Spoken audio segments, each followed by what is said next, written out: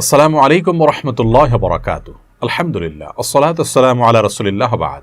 সুপ্রিয় দর্শক, দু চারটে চুল বা দাড়ি যদি পেকে যায়, আমরা অনেকে সে পাকা চুল বা দাড়ি তুলে ফেলি। অথচ এই বিষয়টি নবী আকরাম সাল্লাল্লাহু আলাইহি সাল্লাম করতে নিষেধ করেছেন এবং আজকের বিজ্ঞান প্রমাণ করেছে যে পাকা চুল বা দাড়ি তুলে ফেলা এটা মানব দেহের জন্য ক্ষতিকর, আমাদের জন্য সার্বিকভাবে অকল্যাণকর। তিরমিজি, আবু দাউদ এবং নাসাই বর্ণিত সেই হাদিসটির ভাষ্য হলো লা তানতিফুশ শাইবা ফাইন্নাহু নূরুল মুমিনি ইয়াউমাল কিয়ামা। যার অর্থ হলো তোমরা তোমাদের পাকা চুল বা দাড়ি এগুলোকে উফরে ফেলবে না, তুলে ফেলবে না, কেননা কিয়ামতের দিন এগুলো ইমানদারের জন্য জ্যোতি বা নূরের কাজ দিবে। টরন্টোর একজন ত্বক বিশেষজ্ঞ তিনি জানিয়েছেন যে মানুষের মাথায় কিংবা চোয়ালে কোনো পাকা চুল বা দাড়ি এগুলো যদি গজায়, সেটা যদি কেউ তুলে ফেলে তাহলে ওই জায়গায় আরেকটি পাকা চুল গজাবে, অর্থাৎ তুলে ফেলে যাতে নিষ্কৃতি পাবেন সে সুযোগ নেই। শুধু তাই নয়, পাকা চুল এর গোড়া সাধারণত একটু মোটা হয়ে থাকে।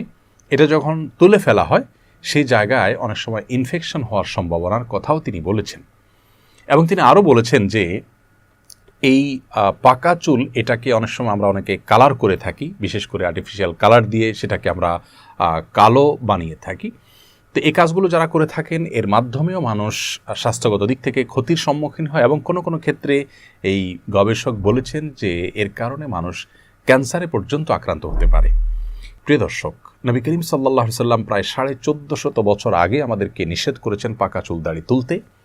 আজ গবেষকদের গবেষণা প্রমাণ করছে যে নবী সাল্লাল্লাহু আলাইহি সাল্লামের সেই নির্দেশনা ছিল আমাদের জন্য কল্যাণকর, সেই নির্দেশনা ছিল যথার্থ এবং বিজ্ঞানসম্মত। তিনি পাকা চুল দাড়ি তুলতে নিষেধ করেছেন, শুধু তাই নয়, বরং পাকা চুল দাড়িকে কালারফুল করার ব্যাপারে উৎসাহ দিয়েছেন, সেটা ন্যাচারাল কালার দিয়ে, মেহেদি ইত্যাদি দিয়ে।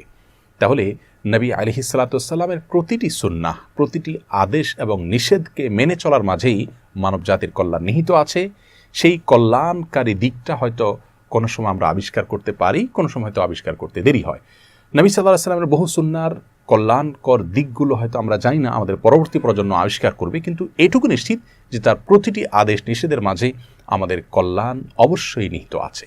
আল্লাহ রাব্বুল আলামিন আমাদেরকে প্রিয় নবী সাল্লাল্লাহু আলাইহি ওয়াসাল্লামের প্রতিটি সুন্নাহকে অক্ষরে অক্ষরে মেনে চলার তৌফিক দান করুন এবং পাকা চুল দাড়ি তুলে ফেলার যে বদ অভ্যাস অনেকের ভিতরে আছে সে অভ্যাসটি পরিহার করার তৌফিক দান করুন।